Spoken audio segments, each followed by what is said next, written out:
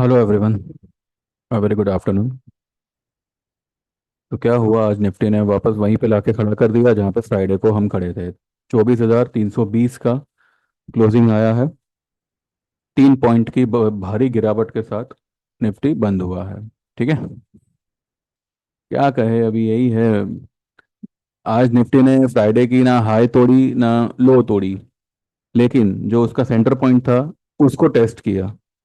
Friday की जो ये कैंडल बनी है उसका सेंटर पॉइंट कहाँ आता है? 24,265। तो 240 तक गया और वहां से रिकवर हो गया। In spite of India VIX 7% down, इसको खींच लिया गया। सुबह तक इंडिया विक्स 7 साढ़े 7%। आई सॉरी, मैंने अभी डाउन बोला। इंडिया विक्स ऊपर है, 7 7% ऊपर है। देखा, मेरा भी दिमाग खराब हो चुका है। 7% इंडिया विक्स पॉजिटिव होने के बाद भी निफ्टी जो है फ्लैट बंद कर रहा है। इनफैक्ट वो नीचे से रिकवरी दे रहा है। अब इस तरीके के मैनिपुलेशन को we don't want to chase and अब क्या कहे इसके बारे में, कुछ पल्ले नहीं पड़ रहा। हाँ, इतना है कि 450 से लेके 500 का जो लेवल होगा वो एक क्रूशियल लेवल होगा। अब जिन्होंने पहले से निफ्टी की पुट ले रखी है दिसंबर की, सितंबर की, वो लोग उसे होल्ड करिए क्योंकि उनको जो है उसका रिजल्ट बजट के बाद ही मिलेगा। लेकिन अगर किसी को कुछ नया ऐड करना है तो 450, 500, 24,450 से लेके 500, 520, 30 जो भी लेवल आता है उस समय पे आप करंट स्ट्राइक प्राइस का सितंबर का पुट बाय करिएगा, सिर्फ एक लॉट। और वो आपको जो है मिनिमम 24,000 तक लेके आ सकता है। ठीक है। और जैसे मैंने कहा था, उसका जो स्टॉप लॉस होगा वो सिर्फ और सिर्फ 5 दिन की हमारी होल्डिंग पीरियड होगा। तब तक अगर हमारे फेवर में वो नहीं आता है हम उसे काट लेंगे, चाहे कोई भी भाव हो। ठीक है। मीनवाइल, मैंने आज सुबह भी मेरे ग्रुप में यही कहा था कि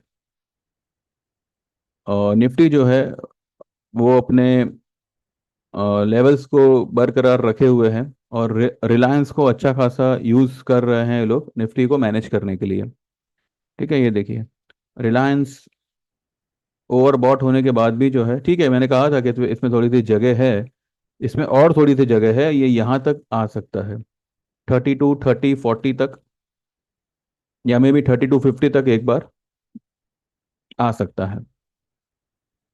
एक डेढ़ 1-1.5% और ऊपर निकल सकता है। उसके बाद ये काफ़ी ओवरबॉट हो जाएगा और तब रिलायंस गिरेगा और एचडीएफसी संभालेगा। ये इस तरीके से ये लोग जो है इंडेक्स को मैनेज कर रहे हैं।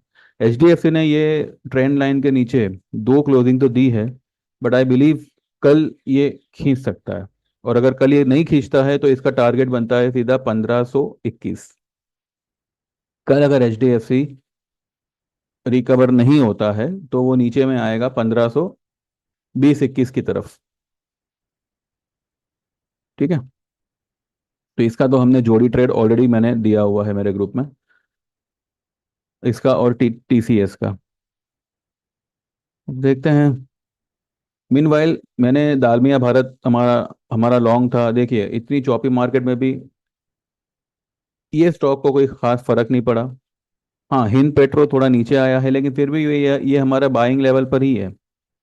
एसआरएफ में कल एक डिप आई, 10-15 पॉइंट जो भी डिप आवे उसमें जो है एक लॉन्ग पोजीशन बनाई जा सकती है। आज फर्टिलाइजर स्टॉक्स आप देखिए, मैं लगभग लगभग मेरे हर वीडियो में कह रहा था कि फर्टिलाइजर स्टॉक्स में आप लॉन्ग रहिएगा। और इसका रिजल्ट देखिए आपके सामने है। फर्टिलाइजर स्टॉक्स आज सारे के सारे 10-10, 12-12% ऊपर है। आपको देखना है, दिखा दिखा देता है। ये देखिए, जीएसएफसी ये 6% ऊपर है। मद्रास फर्टिलाइजर 8.5% ऊपर है। नेशनल फर्टिलाइजर 10% के करीब ऊपर है। चंबल फर्टिलाइजर ये 3.5% ऊपर है। ये सारे के सारे स्टॉक्स जो है आज अच्छे खासे फटे हैं। कल परसों केमिकल और शुगर स्टॉक का नंबर लग सकता है। ठीक है। हमने कुछ स्टॉक्स आज बाय में दिए हैं। एक है रेमको सीमेंट, एक है टाइटन, देन एमसुमी करके एक छोटा सा स्टॉक है, वो एक हमारा बाय कैंडिडेट है। ये बहुत बड़ा टारगेट है इसका। ठीक है। बाकी और भी है जो मैंने आज अभी उसका स्नैपशॉट लिया नहीं है, तो मैं आपको कल सुबह वाले या कल दोपहर वाले वीडियो में बता दूंगा। तो बस बैंक निफ्टी देखिए।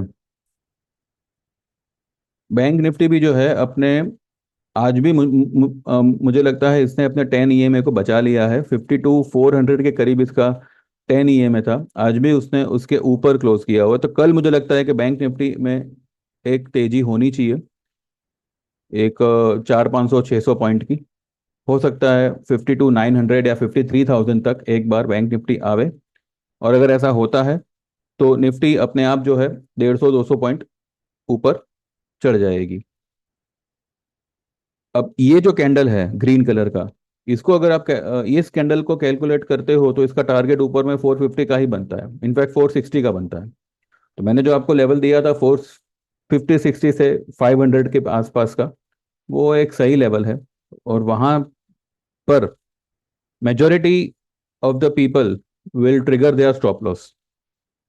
तो मुझे लगता है कि वो लेवल एक बार आएगा, उसको ये लोग काटेंगे, सबका स्टॉप लॉस कराएंगे और उसी दिन मार्केट एक बड़ी वाली फॉल दे सकता है। ऐसा हो, ऐसा ना हो, अब वो तो ऑपरेटर ही जाने।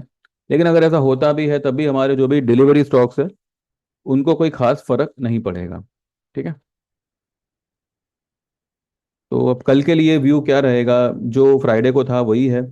460-500 के आसपास अगर स्पॉट निफ्टी मिलता है, गो फॉर सितंबर या अगस्त या सितंबर की आप करंट स्ट्राइक प्राइस की पुट लीजिएगा, जो भी आपको जमे। एंड टारगेट होगा, फर्स्ट टारगेट उसका 24,000, 24,000, 23,700, ये 300 पॉइंट के रेंज में आप वो पुट को बुक कर सकते हैं।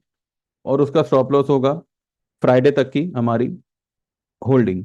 फ्राइडे तक हम देखेंगे, अगर पुट हमारे फेवर में प्रॉफिट नहीं करती है तो हम निकल जाएंगे। ठीक है, कोई लेवल नहीं दे रहा हूं मैं सिर्फ आपको दिन दे रहा हूं। बाकी जो लोग स्टॉक्स में लॉन्ग है, बी लॉन्ग, अच्छा खासा प्रॉफिट आपको होगा। क्योंकि हमारे सारे जो भी रेकमेंडेड स्टॉक्स है वो कोई निफ्टी बेस्ड स्टॉक नहीं है। हर कोई स्टॉक एक बढ़िया मोमेंटम वाला स्टॉक है और एक एक बड़ी वाली अपसाइड के लिए रेडी है। ठीक है। तो बस अब ज़्यादा कुछ बोलने लायक है नहीं, अभी क्या बोले अभी।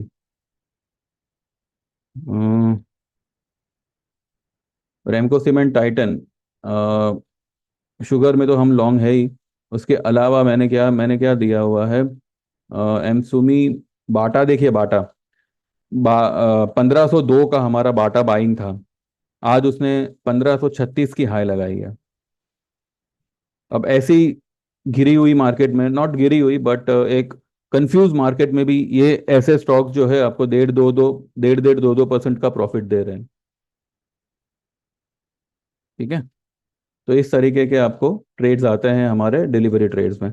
मैं डिलीवरी ट्रेड अभी फिलहाल इसलिए प्रीफर कर रहा हूँ बिकॉज निफ्टी में कोई सटीक ट्रेड बैठ नहीं रहा। पहले से ही हम लोग उसमें स्टक है। तो अब एवरी टाइम हर राइस पे पुट जमा करना ये कोई समझदारी नहीं है।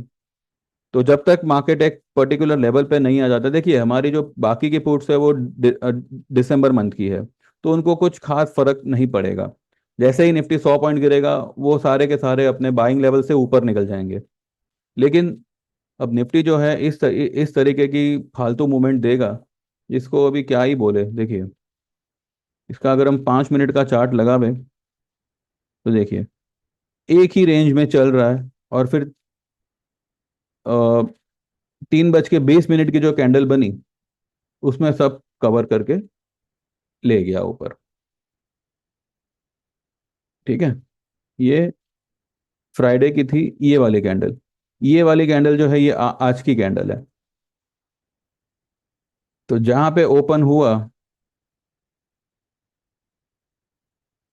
कहाँ ओपन हुआ, 331 पे ओपन हुई, तो जो कि 5 मिनट की कैंडल है, लेकिन इतने से दायरे में पूरा दिन बिताया इसने।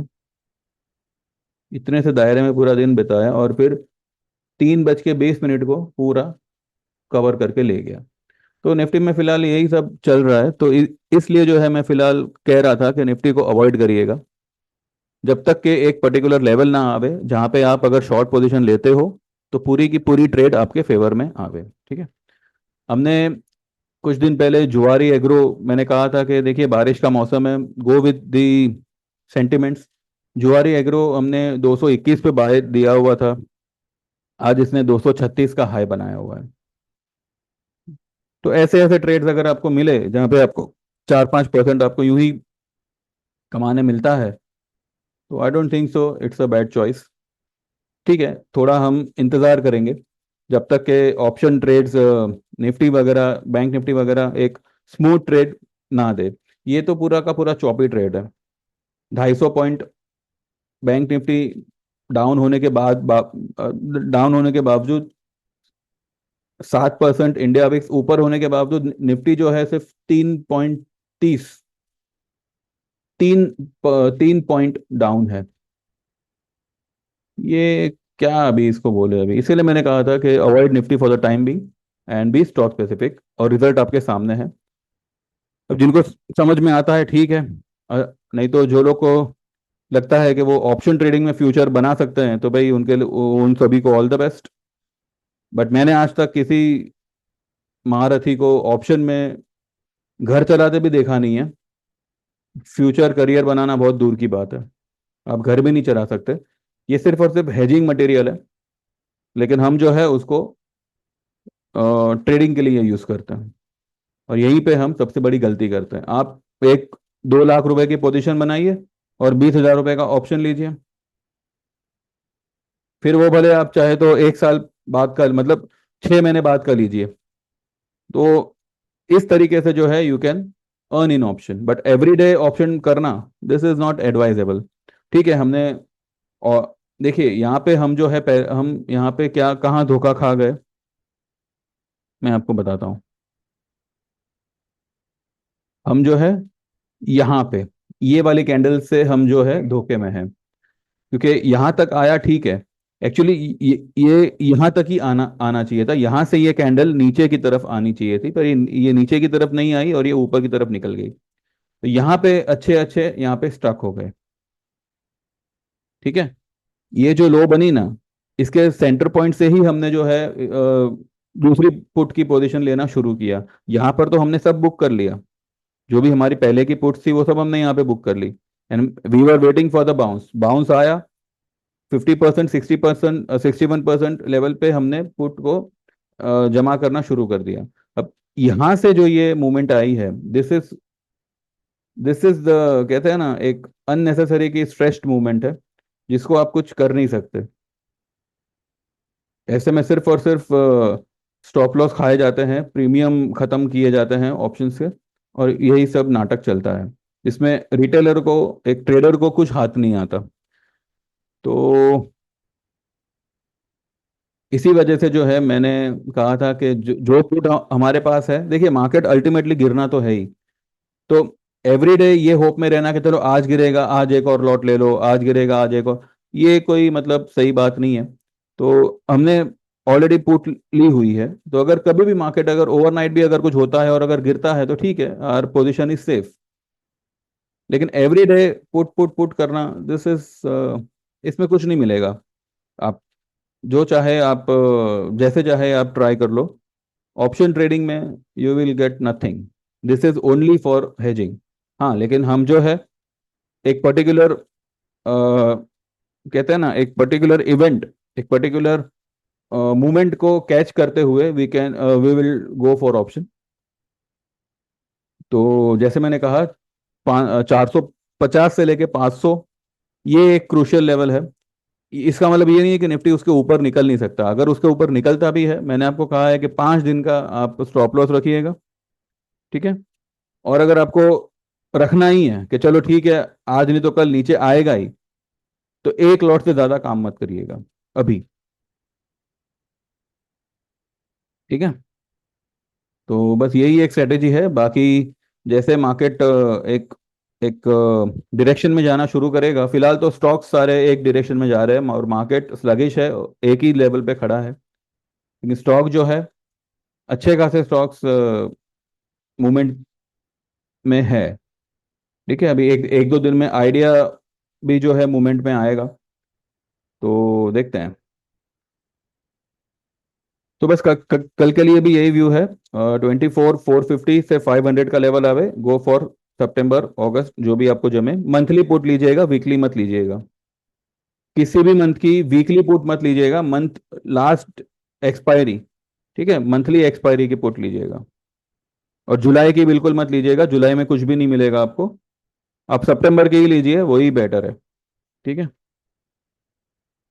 चलिए बस इतना ही है, बाकी जो भी है देखते हैं कल सुबह मार्केट क्या करता है। गोल्ड के ज्वेलरी स्टॉक्स में आप थोड़े लॉन्ग रहिएगा। और शुगर, कल केमिकल स्टॉक मूवमेंट में आएगा, तो ये सारे स्टॉक्स में थोड़ा पोजीशन अगर आप चाहो तो बना सकते हो, ठीक है। कौन से स्टॉक में बनाना है ये सब कुछ अगर जानना है, you can join our 12 month service, जिसके चार्जेस होंगे 8,000 के। एंड बाकी का डिटेल्स आपको पता है, ठीक है। जीपे करने से पहले मुझसे एक बार मैसेज पे बात करिएगा, उसके बाद मैं आपको एक पेमेंट मोड दूंगा, उस पर पेमेंट करिएगा, ठीक है। चलिए, thank you very much, bye bye, take care.